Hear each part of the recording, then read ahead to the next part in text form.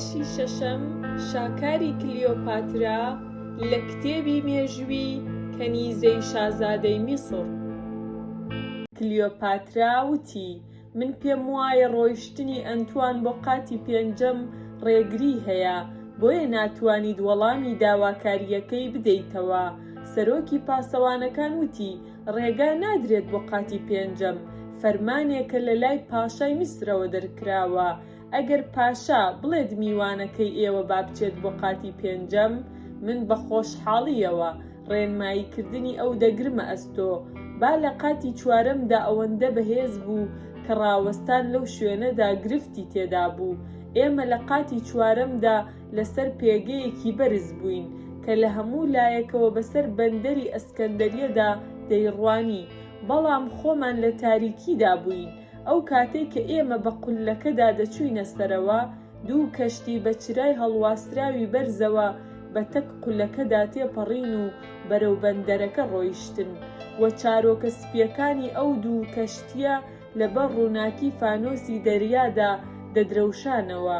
کاتێک ئەنتوان زانی ڕێگای پێنادەن بچێت بۆ قاتی پێنجەم، ئاگری فانۆسەکە لە نزیکەوە ببینێت، دەستی کرد بە پرسیارکردن سەبارەت بە ئاگرەکەی و سەری بەرز کردەوە تا قولەکەی پێ ببینێت. وتی: دووکەڵ نابینم و وەک ئەوە وایە فانۆسەکەی ئێوە دووکەڵی نەبێت. سەرۆکی پاسەوانەکان وتی: ئەم فانۆسە بێدووکەڵە، چونکە دروستکەری ئەم فانۆسە وای دروست کردووە دووکەڵی نەبێت. ئەنتوان وتی: وەک بیستومە ئەو فانۆسە با ناتوانێت بیکوژێنێتەوە. سەرۆکی پاسەوانەکان وتی: دەوروبەری فانۆسەکە شوشەی ئەستور و مووبڕی پێوەیە و با لە هیچ لایەکەوە لێی نادات. ئایا تۆ دووپایەکە دەبینی؟ ئەنتوان وتی: بەڵێ، دەیان بینم. سەرۆکی پاسەوانەکان وتی: دوو تیغەی لولەیی ناوپۆشن و لەوێوە هەوا دەگاتە ناو فانۆسەکە بێ ئەوەی بیەڵێت بکوژێتەوە. سەرووی شوشەی فانۆسەکەش کراوەیە و ئەو هەوایی کە لە لولەکانەوە دێن بەوێدا تێدەپەڕێت. بەم شێوەیە هەوا دەکاتە بە ئاگرەکەدا و باش ناتوانێت بیکوژێنێتەوە. ئەنتوان پرسی: ئەو ڕۆنەی کە ئێوە دەیکەنە ناو فانۆسەکەوە چ جۆرێکە و چۆن ئەو فانۆسە ئاوا بە درەوشاوەیی دەهێڵێتەوە؟ سەرۆکی پاسەوانەکان وتی: ئەو ڕۆنەی ئێمە بەکاری دەهێنین لە جۆری ڕۆنی فانۆسی سادە نییە، بەڵکو یەک جۆر ڕۆنی ڕەشە پوند کە بۆ میسر دەهێنرێت. پوند بەو ناوچانە دەگوترا کە سەرووی تورکیا و خۆرئاوای قەفقاسی ئەمڕۆیە. لێکۆڵەران پێیان وایە ئەو ڕۆنە ڕەشەی لە فانۆسی دەریای ئەسکەندەریەدا کراوە نەوتی قەفقاسی بووە. ئەنتوان وتی: ئەو ڕۆنە لە بازاڕدا دەست دەکەوێت؟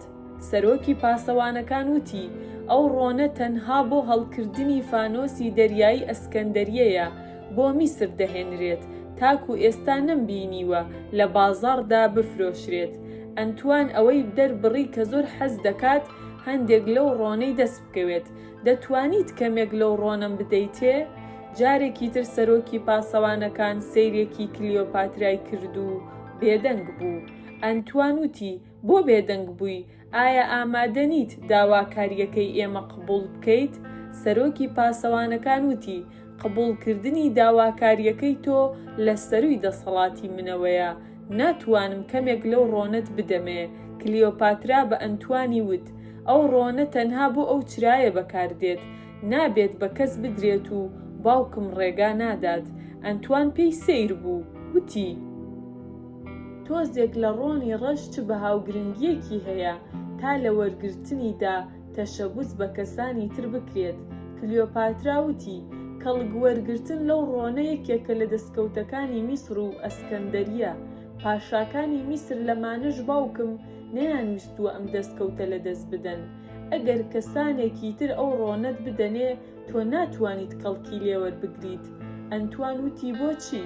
کلیۆپاترا وتی: چونکە شێوازی بەکارهێنانی ئەو ڕۆنە بۆ فانۆس یەکێکە لە نهێنیەکان.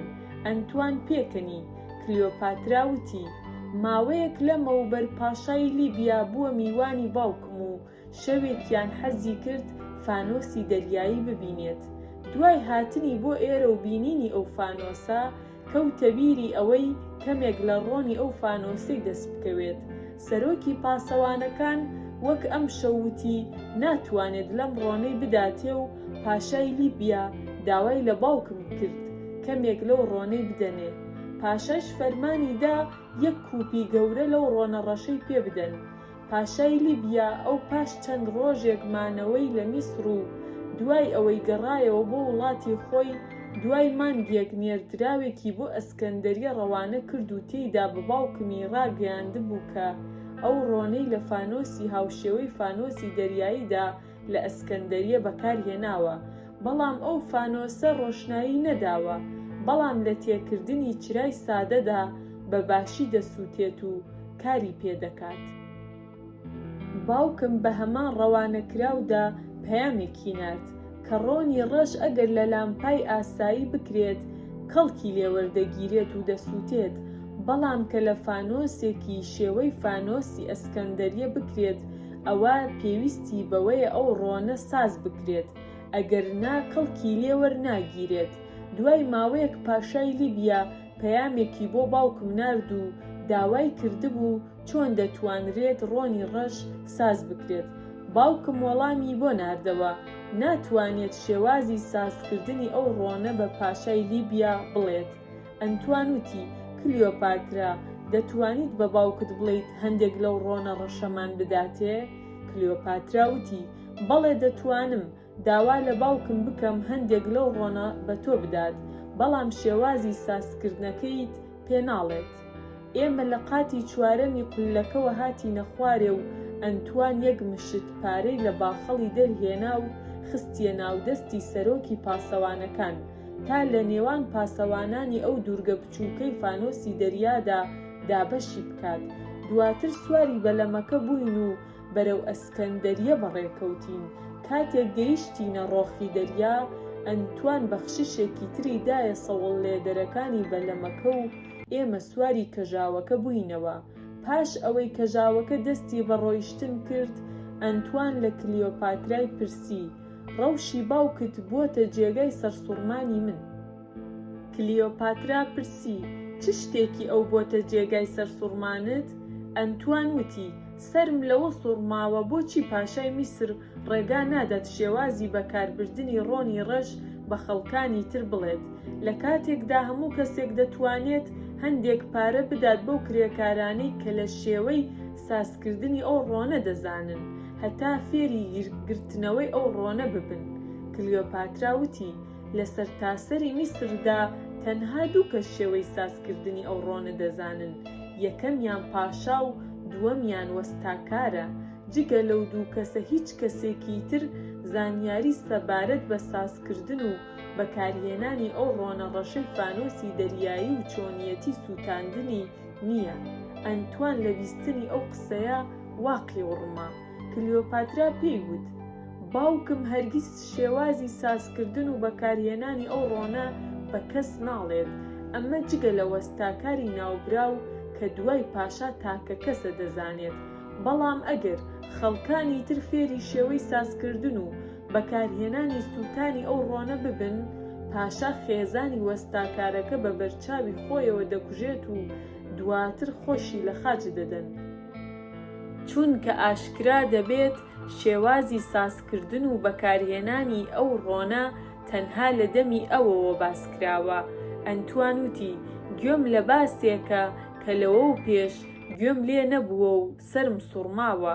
ڕۆنی ڕەش چەندە گرنگە و درکاندنی سازکردن و بەکارهێنانی بەو شێوەیە پارێزراوە. کلیۆپاترا وتی ئەم میهێنیە لەبەر ئەوە دەپارێزرێت چونکە ڕۆنی ڕەش بۆ گەورەترین و کاریگەرترین چەکی میسری بەکاردێت. ئەنتوان وتی ئەگەر بە هەڵەدا نەچووبم کاریگەرترین چەکی میسری ئاگری یۆنانیە. ئایا لە ئاگری یۆنانیدا ڕۆنی ڕەش بەکاردێت؟ ئاگری یۆنانی چەکێکی ترسناکی دنیای کۆن حساب دەکرا و کاتێک ئاود بۆ ئاگرەدا دەکرد نەدەکوژایەوە، تەنانەت ئەگەر ئەو ئاگرێت لەسەر ڕووی دەریاشدا دابنایە هەر نەدەکوژایەوە. وەرگێڕی فارسی. کلیۆپاترا وتی بەڵێ ئەنتوان ئەوەی تۆ گوتت بەلای منەوە زۆر جێگای سەرنجە، بە تایبەت ئەوەی تۆ دەزانیت چۆن ڕۆنی ڕەش بۆ دروستکردنی ئاتەشی یۆنانی بەکاردەهێنرێت. بێگومان شارەزایت لە پێکاتەی دروستکردنی ئاگری یۆنانیدا هەیە. کلیۆپاترا وتی: من شارەزایی تەواوم لە پێکاتەی ئاگری یۆنانیدا نییە. ئەنتوان وتی: ئەی چۆن دەزانیت لە دروستکردنی ئاگری یۆنانیدا ڕۆنی ڕەش بەکاردێت؟ کلیۆپاترا وتی: تۆ لەم شارەدا لە هەر کەسێک بپرسیت بۆچی شێوەی سازکردنی ڕۆنی ڕەش زانینی قەدەغەیە، پێت دەڵێن ڕۆنی ڕەش کە سازکرا بۆ دروستکردنی ئاگری یۆنانی بەکاردەهێنرێت. لەبەر ئەوە باسکردنی ئەوە لەلایەن منەوە زانیاری پێدان نییە. ئەنتوان پرسی: چۆن دەبێت تۆ کچە گەورەی پاشای میسریت شێوەی سازکردنی ڕۆنی ڕەش نەزانیت؟ چۆن؟ کلیۆپاترا وتی: لە وڵاتی میسردا هیچ پاشایەک ئەم نهێنیە بە ڕۆڵەکانی خۆی ناڵێت، جا چ کوڕ بن یا کچ، تەنها لە کاتێکدا ئەو نهێنیە بە جێنشینی خۆی دەڵێت، ئەویش لە سەروبەندی مردندا. ئەنتوان وتی: کەواتە تۆ کاتێک باوکت مرد ئەم ڕازانە دەزانیت؟ کلیۆپاترا وتی: لە کاتی کۆچی پاشای میسردا ئەگەر جێنشینەکەی تەمەنی گەیشت بێتە 25 ساڵ، نهێنی سازکردنی ڕۆنی یۆنانی لە دەمی باوکیەوە دەبیستێت. بەڵام ئەگەر نەگەیشت بێتە تەمەنی 25 ساڵی، ئەو نهێنیە دەنووسرێت و دەخرێتە ناو سندوقێکەوە و لە ناو کۆشکی پاشایەتیدا دەخرێتە ژێر گڵەوە. هەتا ئەو کاتەی جێنشینی پاشای میسر تەمەنی دەگاتە 25 ساڵ، ئەو کاتە سندوقەکە دەردەهێنرێت و نووسراوەکەی ناوی دەخوێنرێتەوە تا ئەو نهێنیە بزانێت. ئەنتوان پرسی: بۆ تەمەنی 25 ساڵیان داناوە بۆ ئەوە؟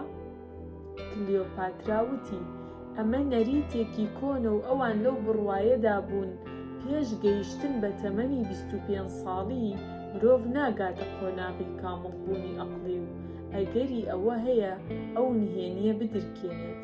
بۆیە ئەگەر لە کاتی مردنی باوکمدا تەمەنم نەگاتە 25 ساڵی، ئەوە ناتوانم لە نهێنی سازکردنی ڕۆنی ڕەش ئاگادار بم. ئەنتوان وتی: کاتێک باوکت مرد لەبەر بەکارهێنانی ڕۆنی ڕەش لە دروستکردنی ئاگری یۆنانیدا ئەو نهێنیە بپارێزیت، ئەوە شتێکی سەیرە، چونکە ئاگری یۆنانی لە مەیدانی شەڕدا وەک چەکێکی هێندە مەترسیدار و یەکلاکەرەوە نییە. زۆر جار چەکی ئاگری یۆنانییان لە شەڕەکاندا بەکارهێناوە، بەڵام هیچ سەرنجامێکی وەهای نەبووە. کلیۆپاترا وتی: جگە لەوەش بەرژەوەندی سەربازی هەیە لە شەڕەکاندا، ئاگری یۆنانی میسریش هەیەتی، لەبەر ئەوە باوکم حەز ناکات کەسانی تر هەیان بێت. ڕێگای گەڕانەوەمان شەقامێک بوو، بە بەردەم کتێبخانەدا دەڕۆیشتین. کاتێک گەیشتینە ئەوێ، تەواوی پەنجەرەکانی کتێبخانەکە ڕووناکی چراکانی لێوە دیار بوو. ئەنتوان وتی: ئەو تەلارە چییە ئەوەندە ڕووناکە؟ کلیۆپاترا وەڵامی دایەوە: ئەو تەلارە کتێبخانەیە کە بە ڕۆژ پیشانم دایت. ئەنتوان وتی: بۆچی ئەوەندە ڕووناکە؟ کلیۆپاترا وتی: چونکە شەوانە خەڵک لەوێدا کتێب دەخوێننەوە. ئەنتوان وتی: من پێم وایە شارێکە شوێنی ڕابواردن و بەزم و ڕەزمی تایبەتی هەبێت، نەدەبوایە کتێبخانەی تێدا بوایە. کلیۆپاترا وتی: لە شارەکەمدا کتێب خوێنەری زۆر هەن، جگە لەوەش هەندێک لەو خوێنەرانە دانان و لە چوارلای دنیاوە بۆ ئێرە دێن تا کەڵک لەو کتێبانە وەربگرن کە دانسقەن، لەبەر ئەوە کتێبخانە شەو ڕۆژکراوەیە و لە خۆرئاوابوونەوە تا بەری بەیانی چراکان دادەگیرسێن تا هەموو کەسێک لەوانە ئەو دانشمەندانەی ئێرە و بیانی گشتیان کەڵک لە کتێبەکانی ئەم شوێنە وەربگرن. ئەنتوان وتی: من پێم سەیرە ئەسکەندەر کە بەردەوام سەرقاڵی جەنگ بوو چۆن بواری هەبووە ئەم کتێبخانەیە لەم شوێنەدا دروست بکات. کلیۆپاترا لێی پرسی: تۆ گوتت ئەسکەندەر ئەم کتێبخانەی دروست کردووە؟ ئەنتوان وەڵامی دایەوە: من ئەم قسەیەم لە کەس نەبیستووە، بەڵکو بۆ خۆم واوێنام کرد. ئەسکەندەر ئەم کتێبخانەی دروست کردووە؟ کلیۆپاترا وتی: ئەسکەندەر هەموو کاتەکانی بە شەڕ و نۆشینی شەراب یان ڕابواردن لەگەڵ ژناندا بەسەر بردووە و بواری ئەوەی نەبووە خەریکی کاری زانستی بێت. ئەم کتێبخانەیە باپیرم بەتلیمۆسی یەکەم کە ناسراوە بە ڕزگارکەر دروستی کردووە. ئەنتوان پرسی: کەی ئەم کتێبخانەی دروست کردووە؟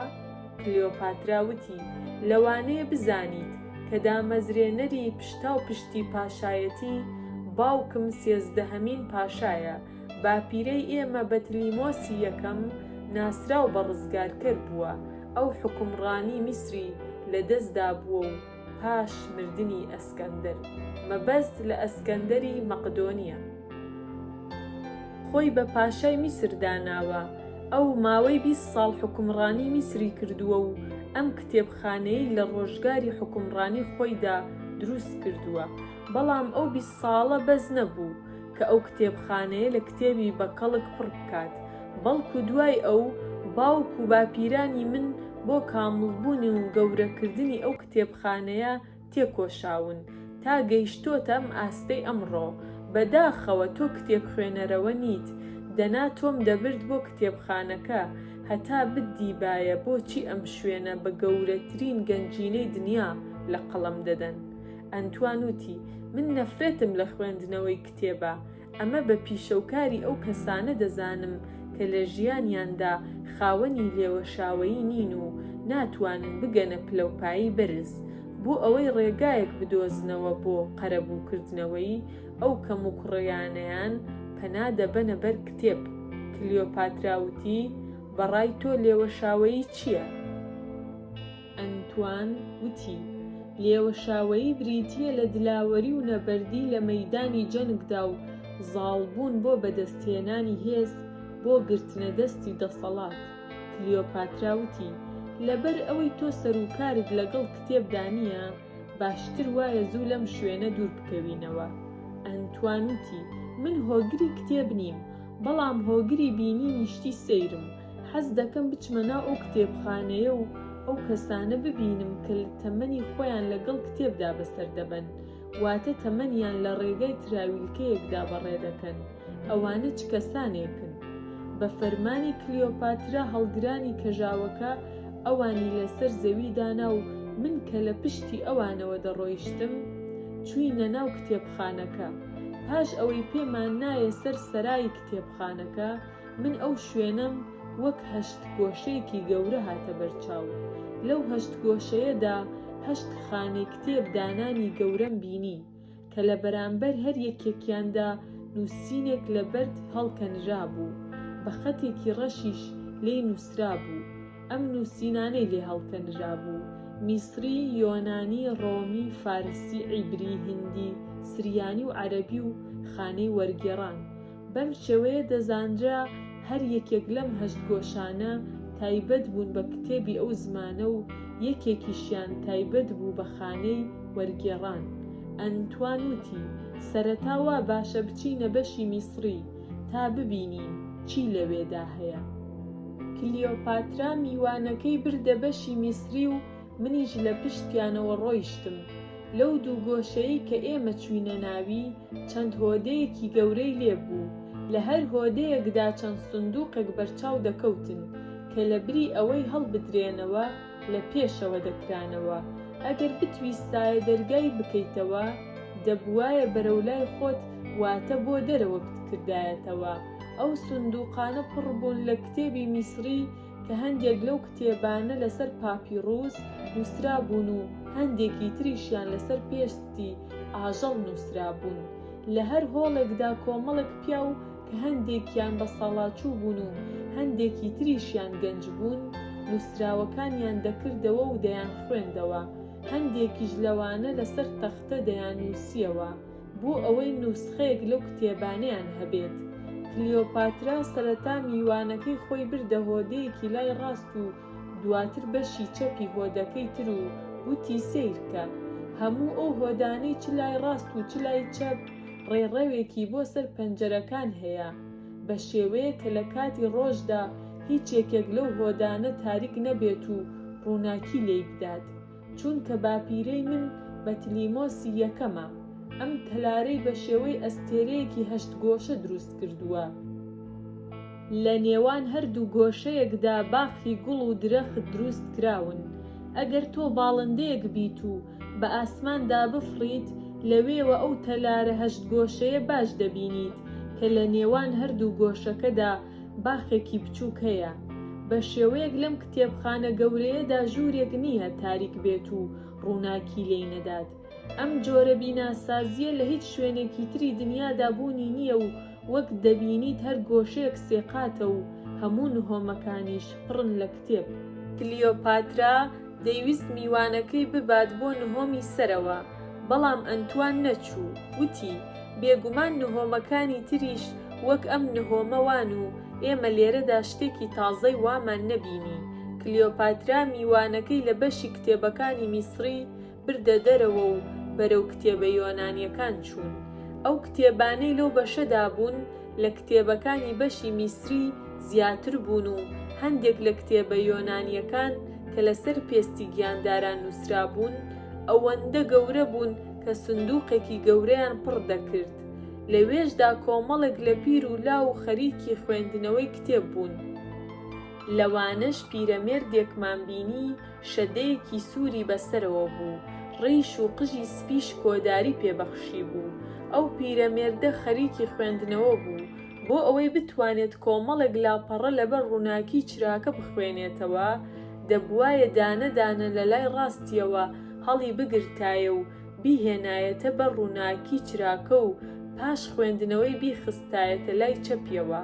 من کە دەمزانی زمانی یۆنانی بنووسم و بیخوێنمەوە، نزیکی ئەو کتێبە بوومەوە بۆ ئەوەی بزانم چ کتێبێکە. بینیم ئەو کتێبە دەربارەی مێژووی یۆنانیە کە باز لە 1000 ساڵ لەوەبەری دەکرد. پیرەمێردەکە بە شێوەیەک سەرقاڵی خوێندنەوەی کتێبەکە بوو، سەری نەسووڕاند تا بزانێت ئێمە کەین و وەک ئەوەی ئاگای لە ئێمە نەبێت کە هاتوونەتە ژوورەوە. کاتێک ئەنتوان ئەو پیرەمێردەی بینی بەو شێوەیە لە خوێندنی ئەو کتێبەدا قوڵ بۆتەوە، بە گاڵتەجاڕیەکەوە سەری بادا.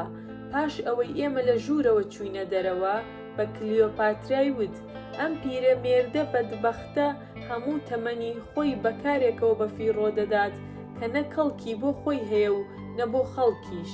خۆ ئەگەر لە بری خوێندنەوەی کتێب شمشێرێکی بەدەستەوە بگرتایە، ئەمڕۆ دەبوو بە یەکێک لە سەرداران یان لە پاشایانی دنیا. خۆ ئەگەر کەشتێکی دروست بکردایە، خەریکی بازرگانیکردن بووایە، ئەوە ئەمڕۆ دەبووە یەکێک لە دەوڵەمەند و بەتواناکان.